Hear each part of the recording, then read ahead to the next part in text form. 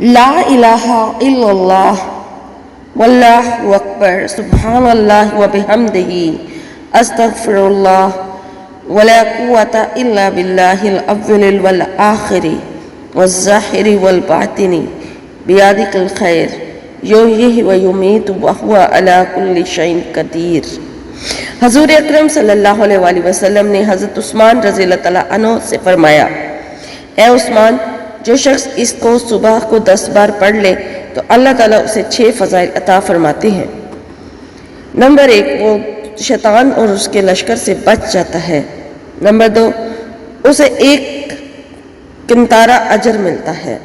Number 3، اس کا 1 درجہ جنت میں بلند ہوتا ہے۔ نمبر 4، اس کا حورین سے نکاح کرا دیا جاتا ہے۔ نمبر 5، اس کے پاس 12 فرشتے آتے ہیں۔ نمبر 6، اسے اتنا ثواب دیا جاتا ہے جیسے کسی نے قرآن اور تورات اور انجیل اور زبور پڑھی۔ پھر ساتھ ہی اسے 1 قبول شدہ حج اور 1 مقبول عمرہ کا ثواب ملتا ہے، اور اگر اس دن اس کا انتقال ہو جائے تو شہادت کا درجہ ملتا ہے۔